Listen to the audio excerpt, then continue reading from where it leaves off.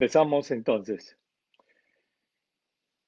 Ya empezamos y ya estamos entonces en vivo y en directo. Muchas gracias por estar con nosotros. Encantado de estar con ustedes en esta mañana. Estamos a perdón, a martes 12 de enero. Encantado de poder estar nuevamente con ustedes en este Facebook Live de RPP Noticias, La Voz del Perú. Entonces, hoy día vamos a hablar sobre los asuntos que ustedes nos quieran hablar, nos quieran preguntar, y vamos a estar atentos a todo lo que las preguntas que ustedes nos puedan decir. Quiero empezar recordándoles los conceptos básicos de esta enfermedad y cómo estamos todavía en pandemia, y al estar en pandemia tenemos que seguirnos cuidando.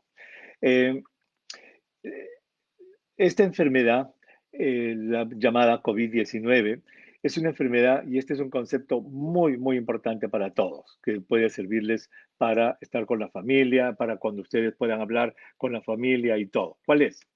Que cuando uno se infecta con este virus, con este nuevo coronavirus, uno puede caer en tres grupos y la ciencia no ha determinado todavía cómo se determina que una persona caiga en alguno de estos tres grupos. Estos tres grupos, lo decimos siempre en la radio y en la televisión, tienen tres números: 80, 15, 5. ¿Qué cosa es 80? 80 significa el porcentaje de personas que al infectarse con este virus, con este nuevo coronavirus, 80% o no tienen síntomas, son asintomáticos, o tienen síntomas muy ligeros, muy leves. 80%. 15%, ¿qué cosa es? 15% es el porcentaje de personas que al enfermarse caen en cama, tienen una enfermedad más severa. Pueden ser gente de cualquier edad, generalmente es gente mayor, pero puede ser gente de cualquier edad, que empiezan a presentar náuseas, vómitos, diarreas, tienen fiebre alta, escalofríos, presentan tos intensa, dolor de cabeza, es decir, se enferman, caen en cama. 15. 80 asintomáticos o con síntomas muy leves, 80, 15 caen en cama. 80 más 15, 95. ¿Cuánto falta para el 100? 5. Este 5% es el 5% que va a caer en el hospital. Va a ser hospitalizado, va a ser internado en el hospital. ¿Por qué? Porque se complica. Y la principal complicación de esta enfermedad, ¿cuál es? La complicación de neumonía, en la cual los pulmones dejan de respirar y empezamos a presentar lo que se llama dificultad respiratoria. Muy bien, miren, esto es importantísimo. Y esto que les estoy diciendo del 80, 15, 5, se ha comprobado en todo el mundo, en Europa, en China, en Estados Unidos, en el Perú, en todo lado. Entonces, si uno se infecta y cae en el 80, pues va a salir rápido de este problema. No necesita nada, tranquilo, sale para adelante, no necesita tomar ninguna medicina y la enfermedad la supera como nada. Este grupo es muy interesante porque generalmente son personas jóvenes o pueden ser de cualquier edad también, pero como ellos salen de este problema rápidamente, ellos tienen la percepción de que la enfermedad se está exagerando en el mundo. Y dicen, tanta cosa hacen por esta enfermedad. Pero mira, si a mí me ha dado, con la justa me dio un poco de dolor de cabeza. Tanta cosa hacen y cierran la sociedad y la economía se altera y todo por una cosa tan simple como la que me ha dado a mí. Miren, así se expresan este 80% que son la mayoría. El 15% que cae en cama, que cae muy enfermo, ese 15% pues es diferente. ¿Por qué? Porque al sufrir más la enfermedad, al tener mucho más síntomas, obviamente ellos sienten el impacto y al ver que su vida corre peligro porque están muy enfermos, ellos ya creen más en la enfermedad. Y este es un grupo especial. ¿Por qué? Porque al no haber medicamentos que puedan curar esta enfermedad, este grupo de personas pues acude a lo que sea. Entonces, algunos toman medicamento que le dice la tía, el otro toma medicamento que le dice el otro tío, el otro toma cualquier sustancia porque cree que le va a hacer bien. Entonces, allí están donde los que usan cualquier cosa, porque como se asustan, creen que van a morir y entonces empiezan a automedicarse y a consumir una serie de medicamentos. ¿Qué es lo que tiene que saber este grupo? Y todos en realidad, que esta enfermedad lamentablemente no tiene todavía un tratamiento. Entonces, este grupo lo que tiene que hacer es avisar a su médico, el que está en cama, ¿no? El 15%. Saber llevar la enfermedad con el médico y eso sí, estar atentos, y este concepto es fundamental, estar atentos a que si se va a convertir en ese 5% que va a llegar al hospital, se dé cuenta temprano. ¿Para qué? Para que dándose cuenta temprano, sabiendo que se está complicando, vaya temprano al hospital, reciba un tratamiento, porque sí existe tratamiento en el hospital para evitar mayores complicaciones y pueda salvar su vida. Miren, 80, 15, 5. El 80% como si nada. Esos son los que dicen que exagerados. Para eso hacen tanta cosa. El 15% cae en cama, se automedica, no hay que hacer eso, hay que comunicar siempre con el médico lo que está pasando con uno y debe vigilar que no se está complicando. ¿Y cómo es que uno se da cuenta de que se está complicando? La manera en la que uno se da cuenta si se está complicando o no es a través de un aparatito que se llama el oxímetro de pulso. El oxímetro de pulso es un aparatito que se coloca, ya saben, en el dedo, se coloca como un banquito acá y es un aparatito electrónico que lo que cuando se lo pone uno en el dedo emite una luz. Esa luz atraviesa la piel y lee la cantidad de oxígeno que hay en los glóbulos rojos. Eso se llama la saturación de oxígeno. Entonces, facilito, uno se pone acá, agarra un cuaderno, entonces pone en cada página del cuaderno dos columnas, fecha, saturación, pone fecha, martes 12 de enero, hora 8 de la mañana, saturación 96%. Y así va anotando. Este aparatito, que se llama el oxímetro de pulso, se debe usar en una persona que está en ese 15%, unas 4 o 5 veces al día. Tampoco no a cada rato, unas 4 o 5 veces al día y se va anotando el valor de la saturación. ¿Qué es lo importante acerca de la saturación? Que la saturación puede cambiar de acuerdo al lugar donde vive la gente. Si la gente vive al nivel del mar, estamos hablando de la costa del Perú, la saturación debe ser más de 95%. O sea, 95, 96, 97, 98, 99 o 100. Es raro que la gente tenga 100, no se llega a 100. La saturación por lo general está 96, 97, 98%. Eso es lo normal.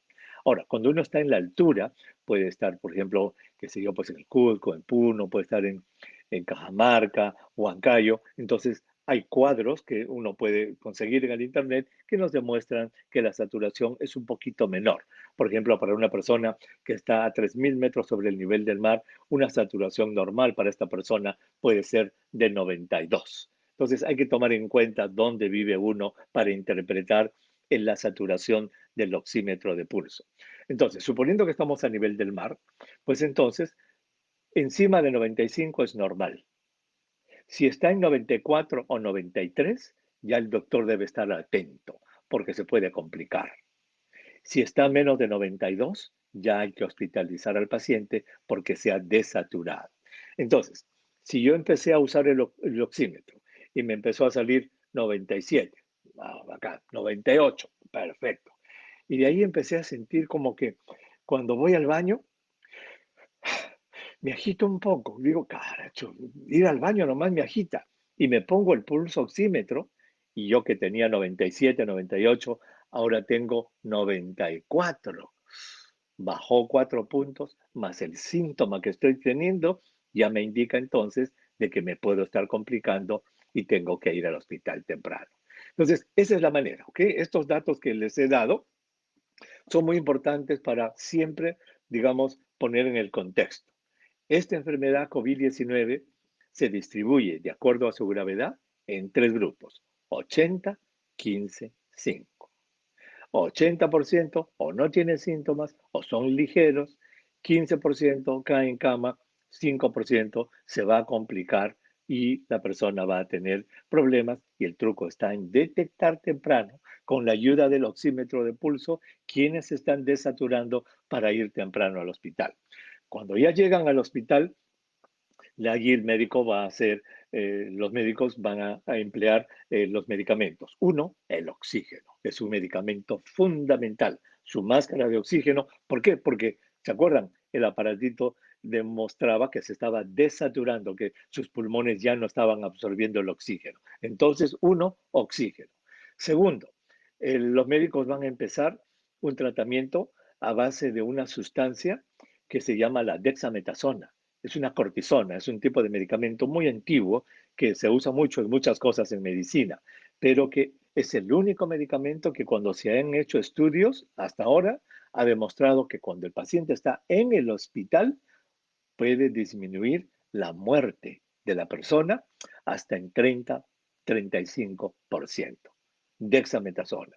Y ojo, si alguien está pensando, si la dexametasona le hace bien al hospitalizado, entonces si yo estoy en mi casa con ese 15% enfermo, ¿me va a hacer bien? No, por favor, mentira.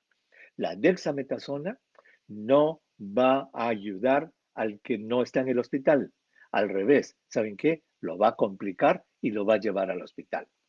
Entonces, si algo tiene que hacer ese 15% de paciente que cayó en cama, que tome lo que quiera, si quiere, pero siempre con ayuda de su médico, obviamente, ¿no? Pero nunca cortisona, dexametasona, prednisona, metilprednisolonas. Todas esas que terminan en onas no las debe usar el paciente ambulatorio.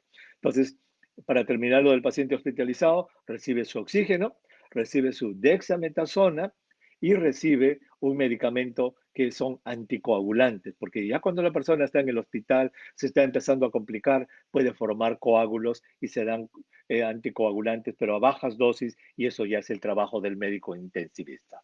¿Ok? Entonces vamos a empezar a contestar sus preguntas, que ya las tengo aquí, pero solamente quería empezar con este conocimiento básico. Eso es algo que todos tenemos que conocer, cómo se distribuye la enfermedad.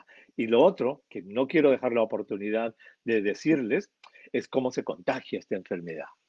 Esta enfermedad se contagia por el hablar. Y miren este dato.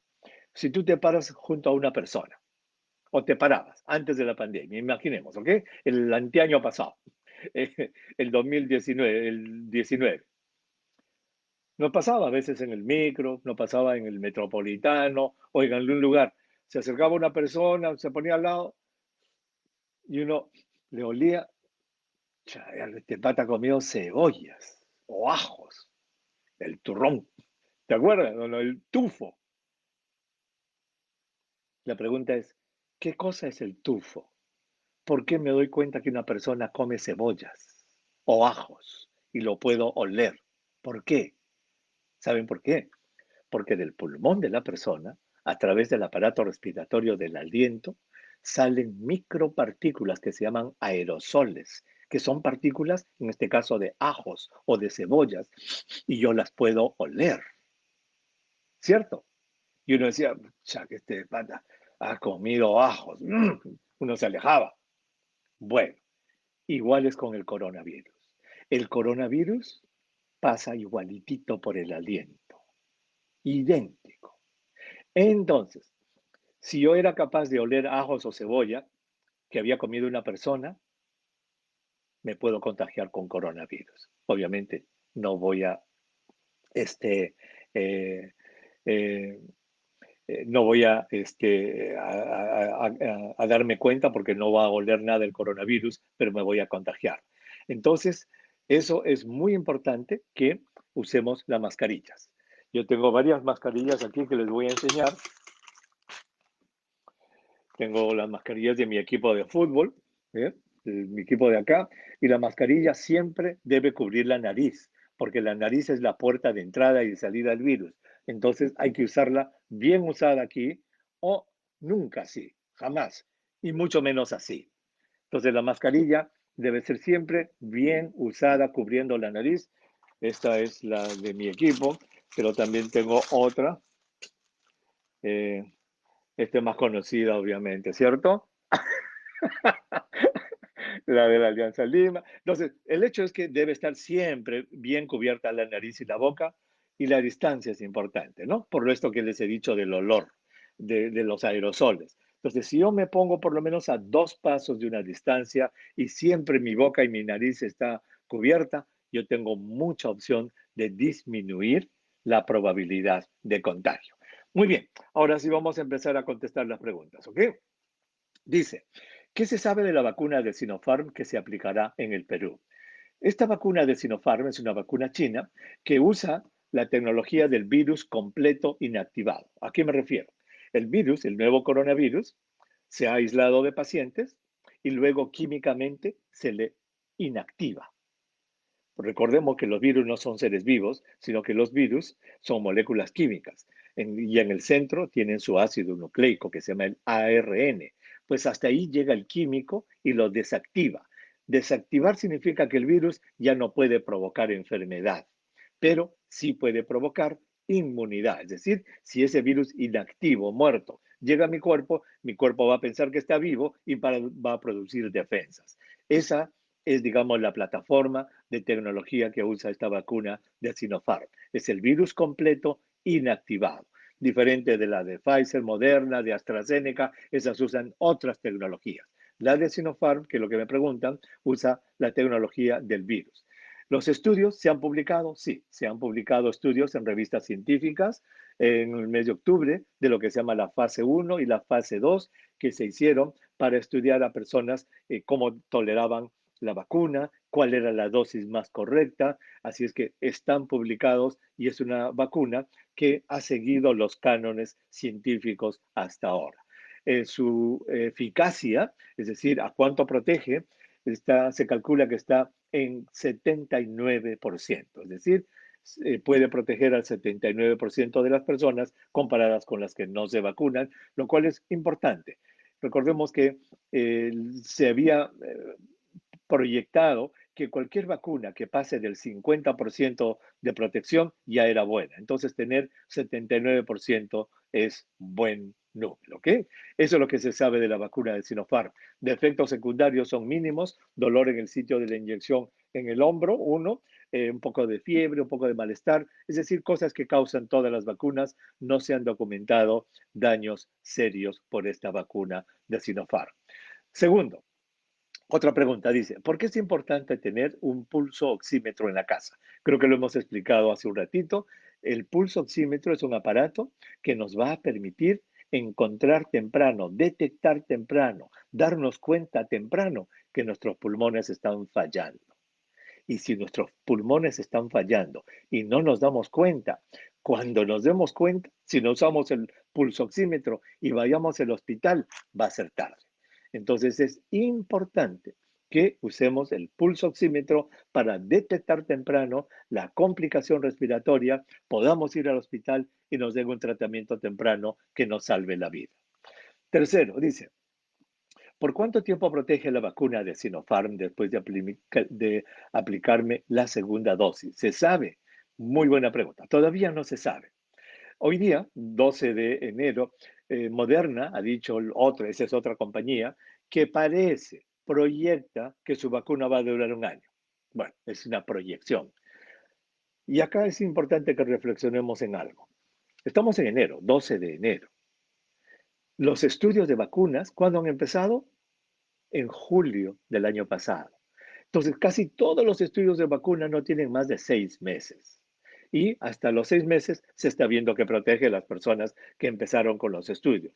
De tal modo que todavía no hay una respuesta, digamos, científica para esta pregunta de por cuánto tiempo va a proteger la vacuna de Sinopharm después de la segunda dosis. Eso lo sabremos quizás en un año a partir de ahora, cuando ya las personas estén vacunadas, se les haga sus exámenes de sangre para ver si todavía están protegidas. Y esta respuesta es importante porque va a determinar con qué frecuencia los tenemos que vacunar. De repente, como la gripe, vamos a tener que vacunarnos una vez al año. Cuarta pregunta, dice, ¿cuáles son los valores normales de oxígeno en zonas de altura sobre 4.000 metros es el nivel del mar? Muy bien. Voy a entrar aquí al internet, ese dato, porque hay unos cuadros y les voy a dar los valores exactos. Siempre es importante en ciencia, y esto es para todos ustedes, ya lo saben, ser exactos o tratar de ser lo más exactos. Acá está. Este de aquí es último boletín de la resolución ministerial del Ministerio de Salud. Ya lo tengo abierto. Aquí no creo que se pueda compartir pantalla, pero les voy a leer por lo menos lo que dice este cuadro. Aquí está. Muy bien. Este de aquí es el cuadro. Entonces nos dicen, la pregunta es, ¿cuáles son los valores normales de oxígeno en zona de altura por encima de los 4.000 metros? Aquí está. Según este cuadro, la altura a 3.900, faltan 100 para que sean 4.000, lo normal está entre 83 y 92%. ¿Ok? Estos cuadros están en este documento. Vamos a nosotros pasarlos para que los tengamos bien clarito en la página de Vital de RPP. ¿Ok? A quien nos hizo esta pregunta, vamos a poner estos cuadros, valores normales de la saturación del oxígeno de acuerdo a la altura del nivel del mar, y este cuadro lo vamos a poner allí en la página de Vital en RPP para que ustedes lo tengan. ¿Ok? Gracias. Dice, quinta pregunta. ¿Por cuánto tiempo te protege la vacuna anti-COVID? Acabamos de responder que no sabemos todavía cuánto es el tiempo de protección. ¿Ok? Y dice, y si es por un año, por ejemplo, ¿tendremos que vacunarnos cada año? Pues acabamos de responder que sí. Es muy probable que tengamos que vacunarnos cada año. ¿Ok? Dice, soy paciente que tengo una enfermedad autoinmune, tengo una esclerosis sistémica. Quisiera consultarle cuál vacuna sería la más conveniente para mí. Y yo tomo ácido micofenólico de 500 miligramos. Señora que ha escrito esto, cualquiera de las vacunas puede aplicarse a usted. No hay ningún problema. A ver, ¿qué cosa es esto del paciente autoinmune? Esto es bien interesante. Este, el sistema de defensa, recuerden, nos protege, ¿verdad? Cuando yo me vacuno, estoy engañando a mi sistema de defensa, porque estoy poniendo una sustancia, un virus inactivado en este caso, que mi cuerpo lo interpreta como que es un virus vivo y entonces produce defensas para contra el virus, ¿verdad? Y el sistema de defensa también tiene otra función, la cual es reconocer nuestros órganos. Esto parece tonto, pero es muy importante. Nuestro sistema de defensa tiene que saber que mi corazón es mío, que mi cerebro es mío, que mis pulmones son míos, que mi hígado es mío, que mis riñones son míos. Y ustedes dirán, ¿cómo? ¿Cómo que tiene que darse cuenta que, pero si es mío? No, el sistema de defensa está mirando. Porque imagínense, si a ustedes les trasplantan un corazón y si ese corazón no es compatible, ¿se acuerdan de la compatibilidad? Entonces el sistema de defensa lo rechaza, pues dice, este corazón no es mío, ¿cierto? Por eso es que cuando se hacen trasplantes hay que buscar órganos compatibles. Muy bien, existe un grupo de enfermedades que se llaman autoinmunes, en la que el sistema de defensa de la persona pues pierde ese foco y empieza a atacar al propio cuerpo, pensando que es extraño. Ataca el propio músculo, ataca la tiroides, ataca los pulmones. Uno de estos ejemplos, por ejemplo, es el lupus. La enfermedad que se llama el lupus es una de ellas, y otra es esta enfermedad, la esclerosis sistémica que tiene nuestra paciente. Entonces, la persona que tiene un problema autoinmune tiene su sistema de defensa normal. Lo que pasa es que está dirigido contra uno mismo. Por lo tanto, usted se puede vacunar con cualquiera de las vacunas. Séptima pregunta, dice, ¿es necesario hacerme la prueba molecular sin tener alguna sintomatología? He visto que muchas personas se hacen la prueba sin tener síntomas. Pues por razones, digamos, que no sean estrictamente de estudios o de, digamos, de haber llegado del extranjero y poder reunirme con mi familia, no es necesario hacerse una prueba molecular estando sin síntomas. Si, por ejemplo, yo llego del extranjero a visitar a mi familia, me tengo que aislar, Al séptimo día me hago una prueba molecular sin síntomas, es para saber si tengo el virus, para poder abrazar a mi familia, allí sí valdría la pena, ¿no? Pero si es una persona que no tiene síntomas, por pura curiosidad hacerse una prueba molecular, no está indicado, ¿ok? Dice, la octava pregunta, dice, consulte, ¿una persona con VIH que toma antirretrovirales le puede dar COVID? Ya que toman esos fármacos virales y el coronavirus es un virus. Buena pregunta. Qué buena pregunta. Pues mire, la persona que tiene HIV, está infectada y que toma sus medicamentos y está bien controlada, por supuesto le puede dar esta enfermedad como le puede dar cualquier otra, porque es una persona que vive una vida normal con sus antirretrovirales, ¿ok? O sea que tiene que cuidarse igual. Otra pregunta relacionada es, ¿podrá recibir la vacuna? Pues claro que sí. Puede recibir cualquiera de las vacunas del COVID-19 porque son virus inactivados o plataformas que no implican virus vivos. Virus vivos, por ejemplo, activos, son los que se da para la gripe. Acá en Estados Unidos hay unas, en el Perú también hay unas vacunas contra la gripe que se dan por la nariz, nebulizaciones. Esas contienen virus vivos atenuados. Eso no lo deben recibir los pacientes con VIH. Ahora, lo de los medicamentos. Los medicamentos contra los virus son más o menos específicos, es decir, estos antirretrovirales para HIV solo funcionan contra esos virus, no funcionan contra otros virus. ¿Ok? Otra, dice, considerando que uno es operado del pulmón, vive en la costa y tiene 60 años, ¿es normal que la saturación sea menor de 95? Podría ser, podría ser. Aquí es donde entra la evaluación del clínico, del médico, del doctor, de la doctora, que recibe a su paciente, le hace muchas preguntas, lo examina y ve que está perfectamente normal, examina su historia, esto que ha tenido fibrosis pulmonar o ha sido operado del pulmón o lo que sea, le toma su saturación y le dice, mire señor, para usted su saturación normal es 94%. ¿Puede hacer? Sí, puede hacer. Eso se llama el valor basal. Y ese valor basal lo determina el médico con una evaluación inicial. 10. Dice, puede comentar respecto al proyecto de vacuna de CureVac. CureVac, vamos a buscar acá. El CureVac es la vacuna que se va a probar en el Perú. Esto lo comentamos la semana pasada. A ver, recuerdan que hemos hablado tanto de la vacuna de Pfizer y la de Moderna, que son las primeras que salieron, por eso que se ha hablado mucho de estas vacunas, que usan una tecnología que se llama la tecnología de ARN mensajero. Pues esta de CureVac es producida por un laboratorio alemán, el que se llama CureVac, que está también produciendo una vacuna que es a base de ARN mensajero, igual a la de Moderna, igual a la de Pfizer. Lo que pasa es que están mucho más atrás en sus estudios. Todavía están en fase 2. Están recién completando 2. Y quizás esto es importante recordarles a todos ustedes que cuando se desarrolla una vacuna, cuando se desarrolla una vacuna, hay que desarrollarla en dos grandes etapas. La primera etapa se hace en animalitos, en células, en el laboratorio. Esta primera etapa no se hace en personas. Eso se hace en el laboratorio. Por eso es que se llama pre, y significa antes de, preclínica, humanos. Todo en el laboratorio. Después de pasar esta etapa preclínica, ¿qué es lo que se obtiene? Ya pues la vacuna.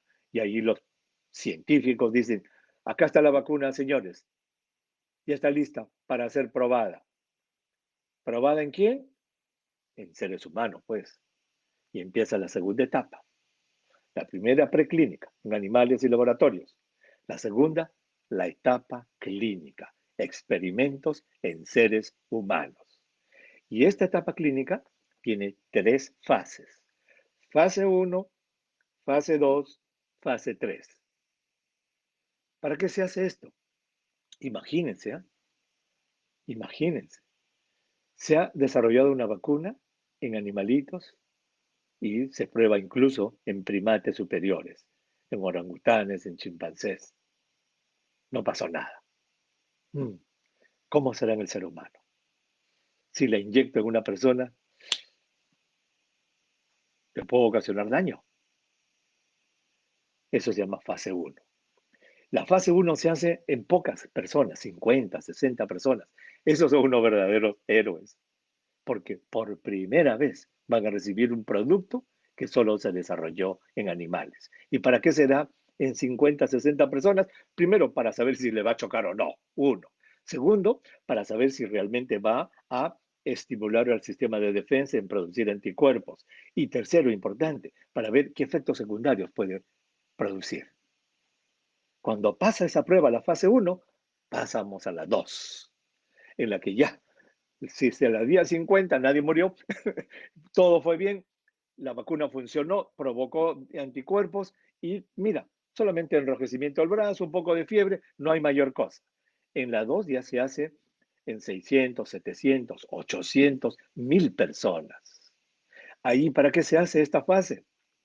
Para ampliarlo de la fase uno. Como ya son más centenares de personas, allí se va a ver si es segura, si no es segura, qué efectos secundarios tiene, la dosis más correcta, será 3 microgramos, sin 10 microgramos, ya se estipulan las dosis, la frecuencia, será cada 3, será cada 4 semanas. Miren el orden que se hace. Y se termina la fase 2 y se dice, bueno, hemos probado que la dosis más correcta para esta vacuna es de 4 microgramos. No 10 ni 2, 4. Y se debe dar cada 21 días. Listo. ¿Pasamos a dónde? A la fase 3. En esta fase 3 ya no son ni 50 ni 800, como en la fase 1 y 2, sino acá son 30.000, 40.000, 50.000 personas. Y acá la vacuna hay que enfrentarla, probarla. ¿Contra quién? Contra un placebo. ¿Qué es el placebo? El placebo es una sustancia inerte, puede ser agua. Entonces, a los pacientes se les invita para que participen en estudios de fase 3, como el que está haciendo Sinopharma en el Perú, como los que va a hacer CureVac en el Perú con esta vacuna ARN-MA. Y entonces se tienen 30.000 personas, por decir, a la mitad se le pone agua, placebo, y a la otra mitad se le pone la vacuna verdadera. ¿Para qué? Para que estas 30.000 personas hagan su vida normal y en 4, 6, 5 meses podamos contar cuántos casos de COVID-19 se produjeron en las 15.000 personas que recibieron agua y cuántos casos de COVID-19 se produjeron en las personas que recibieron la verdadera vacuna. Esa diferencia de casos, eso se llama la eficacia. ¿Ok? Eso también es importantísimo. Entonces, todas estas vacunas que se han desarrollado han seguido el paso, la fase uno, la fase 2, la fase 3. Ahí no se ha cortado camino, no es que se han apurado, que los científicos están locos, que no saben lo que hacen. No, todo se ha hecho como la ciencia lo indica. Entonces, bueno, toda esta pregunta era para responder a lo de CureVac. CureVac es un laboratorio alemán que está probando una vacuna de ARN mensajero como la de Pfizer y la de Moderna en el Perú. Así es que es un estudio todavía de fase 2, no es de fase 3 todavía, van a entrar probablemente a los de fase 3, por eso quise explicarles esto. ¿Ok? Dice aquí, ¿un pulmón dañado por el coronavirus llega a recuperarse? Muy buena pregunta. Pues depende del tipo de daño. Hoy día, justamente a la mañana, a las 7:30 de la mañana, tenemos un segmento en RPP Noticias, el radio todos los días. Hoy día hemos comentado sobre esto, de que el 63% de los pacientes quedan con fatiga, con mucha debilidad muscular después de haber sido hospitalizados por COVID. Y muchos pacientes pueden quedar con secuelas en sus pulmones dependiendo del daño que hayan tenido. ¿Ok? Sí puede ser. Dice, en agosto yo tuve COVID, ¿me podría volver a contagiar? Sí, el recontagio es una realidad científica, existe. Es raro todavía, hay muchos casos sospechosos, pero la posibilidad de volver a infectarse con este nuevo coronavirus sí existe. ¿Ok? ¿Cuál es la moraleja? Que uno que ha pasado ya la enfermedad no debe cantar victoria diciendo que ya me dio, ya no me va a dar más. No, tiene que seguirse cuidando como si no le hubiera dado la enfermedad. Arthur nos dice, ¿qué debo, qué debe hacer o debe tomar medidas el gobierno peruano con las personas que no desean vacunarse? Mira, todo es cuestión de educación y la vacunación es una, digamos, actitud voluntaria, debería ser voluntaria y bien informada. Yo creo que obligar a la gente a hacer algo, pues no es lo más correcto, ¿ok? La idea es que el ministerio lo que debería hacer es educar al público, en lo que hemos hablado, cómo se desarrollan las vacunas, porque la gente tiene miedo porque piensa que los científicos se han apurado, pero una vez que entiende los detalles, ya la gente lo acepta, ¿ok? Entonces yo pienso que la vacunación en realidad no es conveniente que sea obligatoria. Debe ser personal, debe ser bien informada y debe ser un acto voluntario de servicio personal y de servicio a la comunidad. Dice aquí, ¿qué consejos da para una persona que tiene que viajar por avión? Buena pregunta. Mire, el contagio en el avión, dentro del avión mismo, a través de la respiración, lo que les hablábamos hace un momento de los aerosoles y esas cosas, es raro. No es frecuente el contagio en el avión. ¿Por qué? Sobre todo los aviones modernos tienen unos sistemas que recirculan el aire, pero lo recirculan alrededor mío, o sea, sube, baja alrededor del asiento, así, para 3 asientos. Entonces, el aliento mío, mis microbios, no alcanzan a 6, 8, 10 hileras para adelante o atrás, porque el aire está recirculando. Entonces, contagiarse de coronavirus en un avión puede ocurrir, todo puede ocurrir en la vida, pero no es frecuente. En donde uno se contagia en un vuelo de avión es en la cola del check-in. A veces somos así, pues desordenados, nos acercamos mucho. No, señorita, mi boleto. Allí, cuando entramos al avión, se han dado cuenta, dentro del avión, todos educaditos, a la maleta para ponerlas, la mascarilla que estaba acá se baja un poco y ya, contagia a la otra persona. Allí, dos. Tercero, al bajar del avión, cuando estamos ya en la cola de inmigraciones, igualito, qué colaza, para sacar la maleta. Entonces, allí es donde hay que tener más cuidado que en el avión mismo. Entonces, cuando nos dice, ¿qué consejos da para una persona que tiene que viajar por avión? Que sea muy consciente del uso de la mascarilla, de la distancia y del lavado de manos. Dice, en un restaurante uno se quita la mascarilla para comer y poder conversar. ¿Qué probabilidad de contagio tiene una persona en estos casos? Esto es sumamente importante. Esto es importantísimo de entender, ¿ok? Esto que les voy a explicar ahora me va a tomar un par de minutitos, pero yo por favor quiero que lo entiendan. Quizás sea algo de lo más importante que les voy a decir esta mañana, junto a lo que hablamos al comiencito, de cómo se distribuye la enfermedad 80-15-5 y cómo es la prevención. Esto es importante. Mire, en la vida, en la ciencia, es muy raro que existan lo que se llaman eh, posibilidades binarias, B con B larga, binaria. Es decir, ¿qué es esto o es esto? O es grande o es chico. O es blanco o es negro. No es así. La ciencia no es así. En la ciencia hablamos de probabilidades. Entonces, cuando hablamos de contagio de COVID-19, no es de que no vayas allá que te vas a contagiar. No. O yo estoy aquí y no me voy a contagiar. No. O no vayas a ese restaurante porque allí te vas a contagiar. No. Sino en vez de eso, deberíamos hablar, si entendemos estos conceptos que le voy a explicar, de probabilidad de contagio. Y decir, mira, si vas a ese restaurante, vas a tener una alta probabilidad de contagio.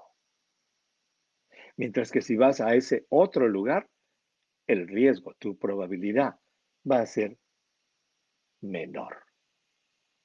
Miren, leve. ¿Y cómo determinamos la probabilidad de contagio? La probabilidad de contagio la determinamos manejando cuatro cosas, cuatro elementos. Y ustedes, estoy seguro que son músicos, entienden este concepto. Ustedes, si son músicos, suben el volumen, por ejemplo, de los sonidos bajos, porque le encanta el bajo. Bajan, dicen, no, a mí me gusta menos bajo, y lo bajan. El otro, el sonido agudo, a mí me gusta, ¿verdad? Ese es lo que se llama el ecualizador. Igual, si ustedes manejan estos cuatro elementos, igual que la música, van a subir y bajar su probabilidad de riesgo. ¿Cuál es la primera? La primera es el espacio en el que se encuentra. No es lo mismo estar al aire libre que en un espacio cerrado. Y no es lo mismo estar en un espacio cerrado que tenga ventanas grandes y gran ventilación que en un espacio cerrado que no tenga ventanas. ¿Cierto? Espacio. Aire libre, espacio cerrado con sin ventilación. Uno. Dos. La gente que está en ese espacio. La gente. Si estoy al aire libre, en un picnic, y hay 12, 15 personas, pero están separadas 3 metros una de la otra, riesgo bajísimo. ¿Por qué? Porque estoy al aire libre, que es riesgo muy bajo, y la gente que está allí está separada, riesgo bajo. O podría estar en un espacio cerrado, con 2 personas en ese espacio cerrado, a 3 metros de distancia. Por estar cerrado el espacio, es riesgo alto, ¿verdad? Pero como solamente hay 2 personas y están separadas, entonces ya baja el riesgo. Pero si en ese mismo espacio cerrado hay 8, 10, 12 personas, el riesgo aumenta. Miren, igual que la música. Entonces, uno, espacio. Espacio cerrado o espacio abierto. Espacio cerrado con o sin ventilación. Segundo, la gente que está en ese espacio. Gente muy junta o gente separada. Tercero, el tiempo que me voy a quedar en ese espacio, que se ha estimulado que son 15 minutos. Entonces, si yo entro a un lugar que está cerrado, hay gente alrededor y yo me voy a quedar más de 15 minutos, elevo mi riesgo. Si yo entro y salgo menos de 15 minutos, bajo mi riesgo. Entonces, espacio, personas, tiempo y el cuarto, ¿cuál es? La mascarilla. En ese espacio al que estoy yendo, con esa gente que está allí, por el tiempo que me estoy quedando, ¿estamos usando o no estamos usando mascarillas? Manejando estos cuatro elementos, uno puede caer en cualquier situación. Entonces, ahora sí, vamos a responder a la pregunta que nos hizo. Dice, ¿verdad? En un restaurante, uno se quita la máscara para comer y poder conversar. ¿Qué probabilidad de contagio tiene una persona en estos casos? Me encanta la pregunta porque habla de probabilidad. Muy bien, a ver, analicemos. Si es un restaurante cuyo gerente, cuyo dueño, se preocupa y ha hecho que el restaurante no tenga más de 30% de aforo. Es un espacio cerrado, pero él ha abierto o ella ha abierto todas las ventanas. Y tiene 12 mesas, pero solamente está haciendo que 4 funcionen. Y las mesas están separadas. Entonces estoy en un ambiente cerrado, pero bien ventilado. Estoy, este es el primero, la gente espaciada, bajo riesgo. Tercero, el tiempo, me estoy quedando más de 15 minutos, aumento el riesgo. Cuarto, la mascarilla la uso todo el tiempo, excepto para el momento que voy a comer y tomar, y luego me la pongo apenas termino de comer. Entonces, ahí está. ¿Cuál sería la probabilidad allí? En un restaurante cerrado, pero bien ventilado, con 30 o 40% de aforo, muy espaciadas las personas, con mascarillas todas. ¿Cuál es la probabilidad? De mediano a bajo riesgo. Pero si ese mismo restaurante, miren, ese mismo restaurante, yo estoy y el dueño pues no respeta lo que es el aforo y llena las 12 mesas. Y encima las ventanas están media cerradas. Espacio cerrado, sin mucha ventilación, la gente llena, junta. Las mascarillas no se usan, música alta, la gente habla y grita. ¿A dónde los lleva eso? A una alta probabilidad de contagio.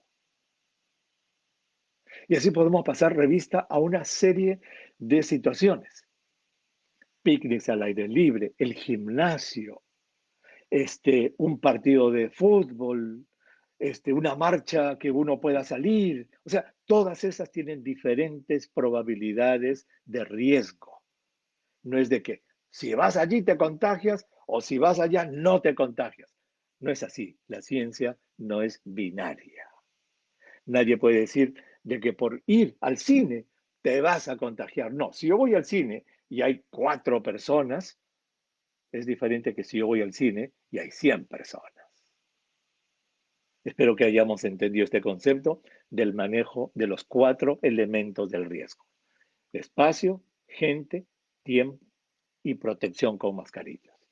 A ver, dice, cuando respiro profundo siento una molestia en la garganta, tráquea y cuando exhalo por la boca siento un silbido, pero puedo hacer ejercicio normal. ¿A qué se debe?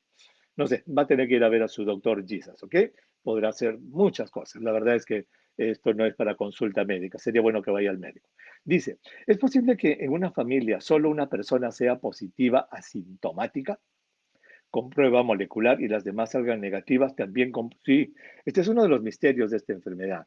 Hay parejas, viven juntos, duermen juntos, uno se infecta y el otro no. No se sabe por qué. Eso puede ocurrir. ¿Ok? Muy bien. Ya estamos llegando al final, ya hemos estado 50 minutos con ustedes. La verdad que estoy muy, muy contento de haber pasado todo este tiempo con ustedes en el programa. Espero que estos conceptos hayan sido útiles. El concepto de cómo se distribuye la enfermedad, 80-15-5. El concepto de la prevención y este concepto último que les di del manejo del riesgo. Entonces, cuando ustedes salgan de su casa en las mañanas, pregúntense, pregúntense, ¿a dónde estoy yendo? ¿Estaré al aire libre o estoy en un espacio cerrado? Y en ese espacio cerrado, ¿hay ventilación o no hay ventilación? Si me están invitando a una fiesta el fin de semana, ¿dónde va a ser la fiesta? ¿En el departamento de mi amigo, de mi amiga, que es chiquitito y que va a invitar a un montón de gente? ¿O mi amigo ha dicho, yo sé que mi departamento es pequeño, pero solamente vamos a hacer 4? Y yo quiero que todos usen la mascarilla mientras estén en el departamento. Voy a abrir todas las ventanas y vamos a hacer solo 4. Vamos a estar a 3 metros de distancia cada uno y vamos a conversar, nos vamos a encontrar, pero qué diferente, ¿no? Que en ese departamento pequeño hayan 10, 12 personas, aquí hayan 4. Entonces, eso es importante, todos los días. ¿A dónde estoy yendo? ¿A qué espacio estoy yendo? ¿Cuál va a ser la probabilidad de contagio en ese espacio? ¿Qué gente va a haber allí? ¿Conozco o no conozco a esa gente? ¿Esa gente que está allí usa mascarillas bien usadas o no las usa? Y así es como se van estableciendo los diferentes riesgos y todas las diferentes situaciones. No es lo mismo entonces un restaurante a aforo completo a un restaurante en 30% de aforo. No es lo mismo un restaurante, digamos, dentro del restaurante, en el espacio cerrado, que ese mismo restaurante con mesas al aire libre. No es lo mismo. Pero tampoco es lo mismo un restaurante con mesas al aire libre en el que las mesas estén espaciadas, que todas estén juntitas. Porque al estar al aire libre podrá ser de bajo riesgo, pero al juntarme toda la gente ya aumentó el riesgo. Por eso es que no hay partidos de fútbol, pues, con espectadores. Por eso que no hay partidos de fútbol con espectadores. ¿Por qué? Pues todos hemos ido al estadio, estamos ahí sentaditos, todos juntitos, sin mascarilla. Cuando uno grita gol, la cantidad de aerosoles que se produce es gigantesca. Y uno está en un mismo sitio, uno está sentado en su sitio, no se mueve. La playa, por ejemplo.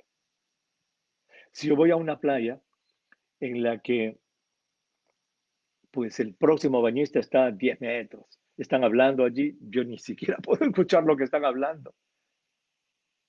Si a alguno de ellos, por ejemplo, se le ocurre prender un cigarrillo, no lo huelo, está lejos.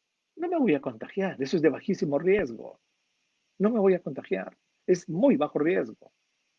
Pero si voy a una playa en la que entro, permiso, permiso, ¿dónde pongo la toalla? Mira, hay un huequito ahí.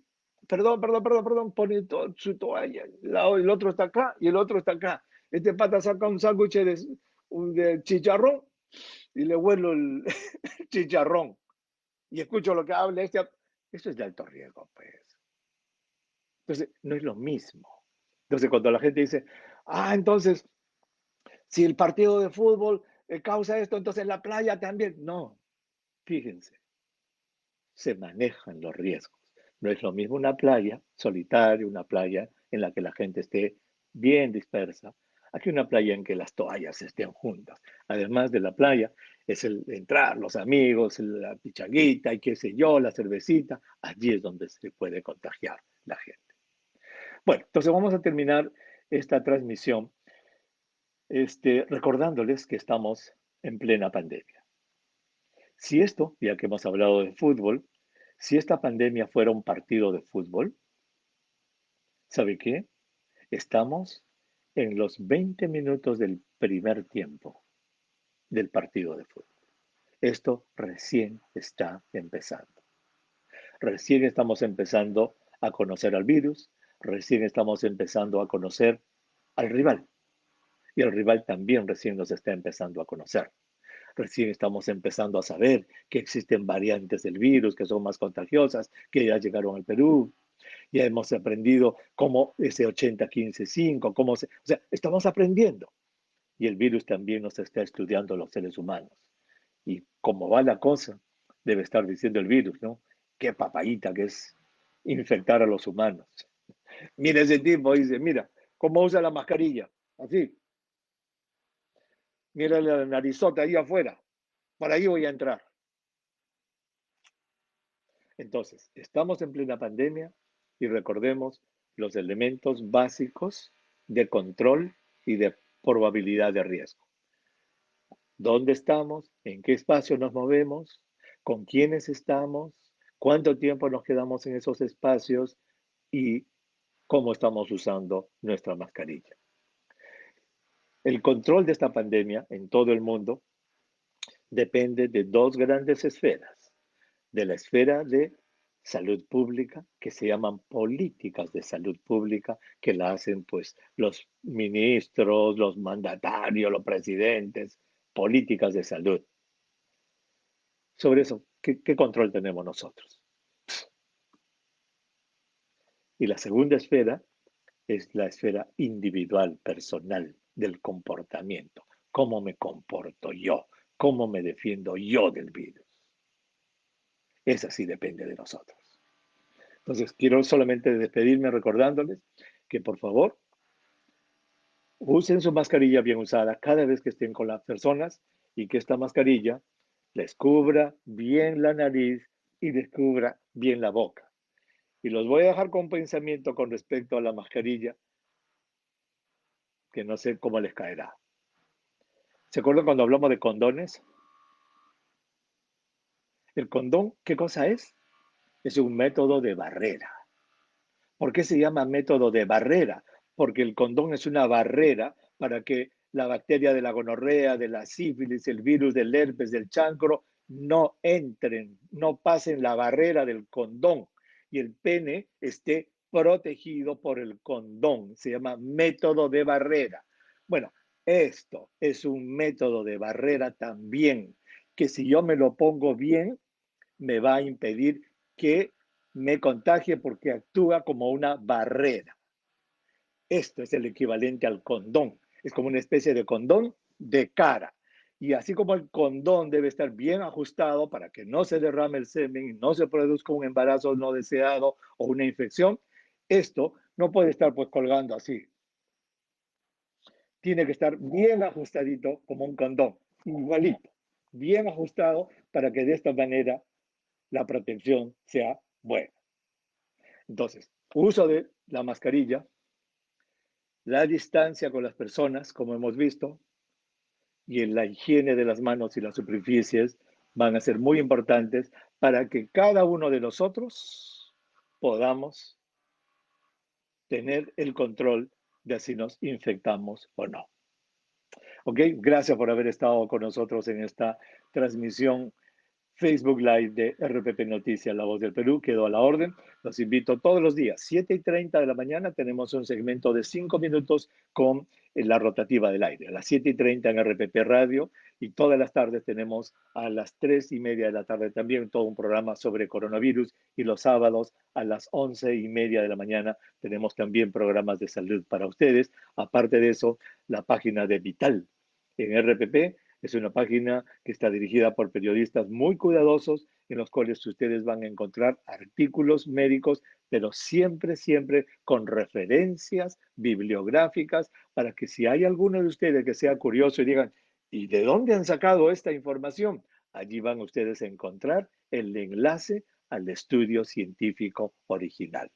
Porque lo que tratamos de hacer aquí en RPP Noticias para todos ustedes, los oyentes, los que siguen el Facebook, etcétera, es tener información seria que está basada en ciencia y en evidencia.